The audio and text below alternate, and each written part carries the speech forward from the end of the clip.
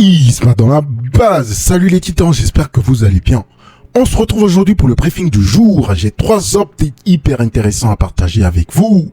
Avant de commencer, quelques petites informations. Stéphane nous a posté aujourd'hui un update de son physique et dans la description, il tag son nouveau coach Patrick Tuor.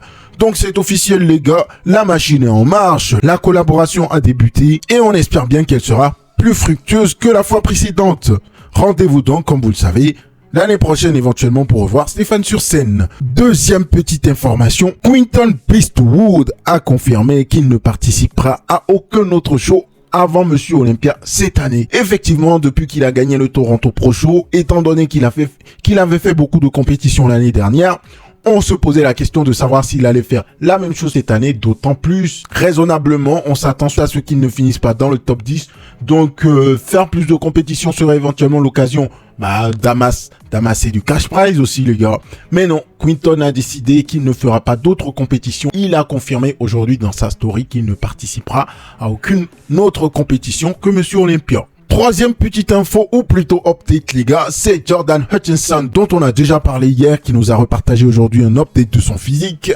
Et aujourd'hui, on peut voir également son dos, ses issues et ses fessiers, parce que dans l'update d'hier, on a vu que la face avant du physique, les fessiers sont bien striés les gars, les issues aussi bien découpés avec un beau galbe dedans et le dos aussi semble être dans une bonne condition. Donc oui, Jordan Hutchinson progresse assurément bien dans sa prep. Hâte donc de le voir sur scène au Portugal Pro Show la semaine prochaine, mais également à l'Italie Pro dans 2 semaines. Sans transition, on passe donc aux updates du jour. Premier update du jour les gars, j'ai une très mauvaise nouvelle les gars, une mauvaise nouvelle. Behrouz Tabani les gars, Behrouz Tabani attend toujours l'approbation de son visa. Il n'a toujours pas reçu de retour à sa demande de visa pour le Spain Pro, les gars, alors que la pesée et la conférence de presse des athlètes se déroulent demain. Donc, les gars, sauf surprise, franchement, sauf grosse surprise, Behrouz Tabani ne sera pas à l'Empro Classic Spain, les gars. Pourtant, les gars, c'était mon favori pour cette compétition et je pense que si il y parvient, les gars, il remportera assurément cette compétition. Il nous a d'ailleurs partagé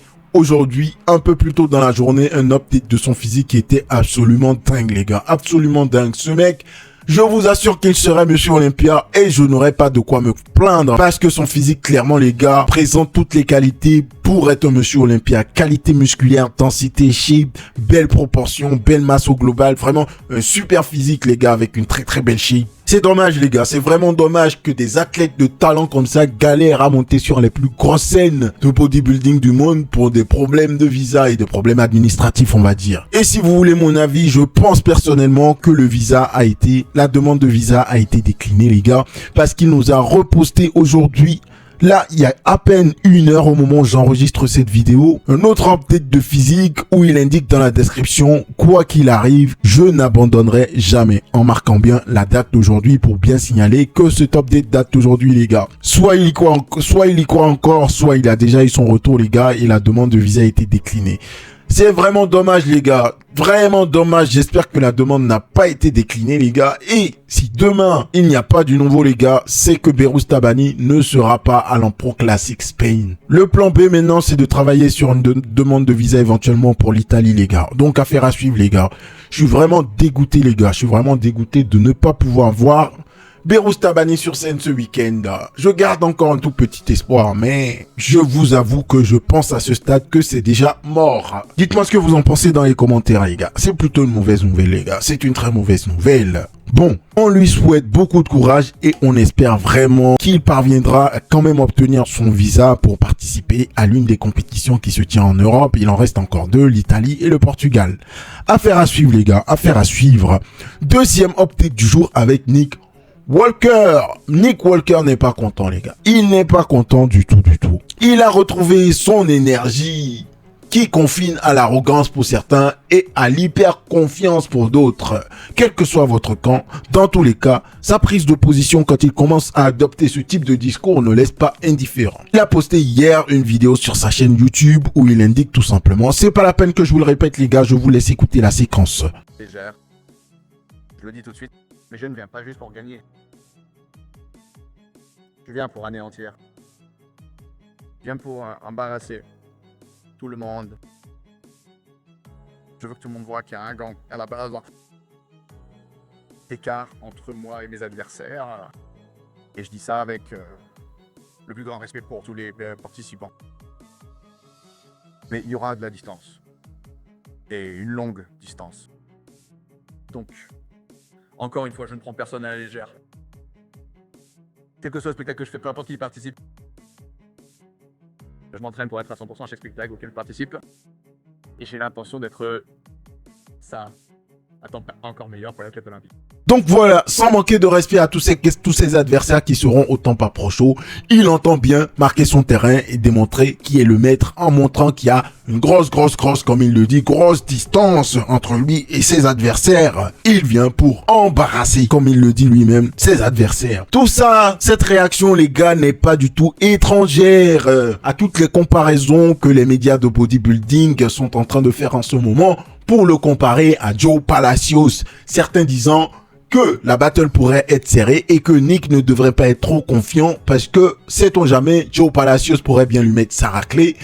Et d'autres comme moi, je vous le dis clairement, d'autres comme moi pensent qu'il n'y a pas photo les gars et que Nick Walker va arriver et pulvériser tous ses adversaires, y compris Joe Palacios. Donc les gars, les comparaisons qui courent en ce moment entre Nick Walker et Joe Palacios ne lui plaisent pas du tout. D'autant plus que les gars, Nick Walker est quand même un athlète de gros calibre, qui a quand même réussi à craquer le top 3 dans un passé assez récent, puis le top 6.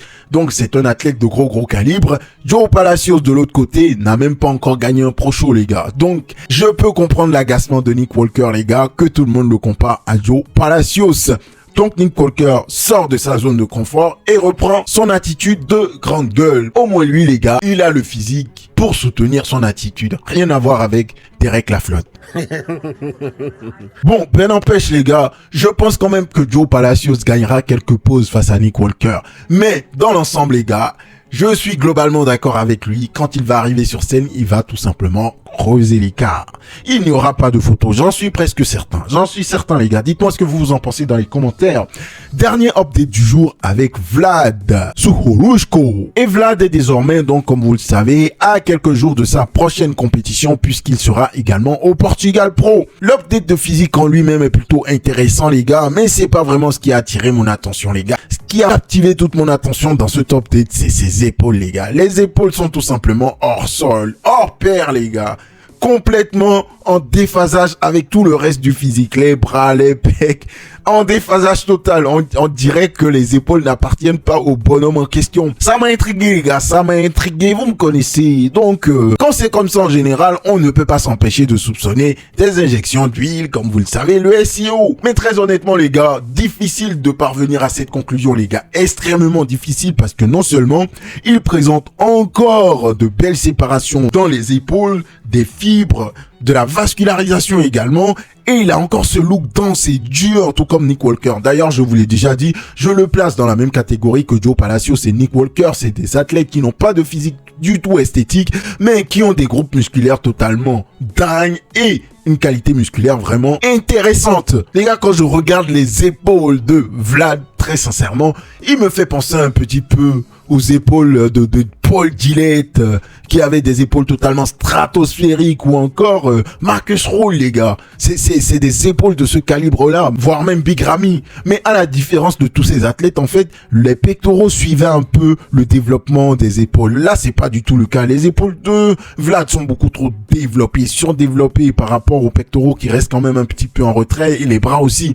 Donc, très difficile pour moi, les gars, de conclure à une éventuelle utilisation du SEO. Ça pourrait parfaitement être une bonne réponse également au protocole, parce que comme vous le savez, les deltoïdes sont un groupe musculaire qui répond très bien à l'utilisation de produits anabolisants. Dans tous les cas, les gars, ces épaules lui permettent clairement de distinguer son physique des autres, mais en même temps, ça constitue aussi un inconvénient parce que du coup, le reste des groupes musculaires, notamment les pecs et les bras, sont en retrait par rapport aux épaules, et du coup, le rendu global n'est pas très proportionné. C'est à la fois un facteur différenciant, mais un facteur pénalisant dans le même temps. Bref, il est dans une belle condition dans tous les cas, les gars, et on verra bien comment les choses se présenteront pour lui sur scène la semaine prochaine.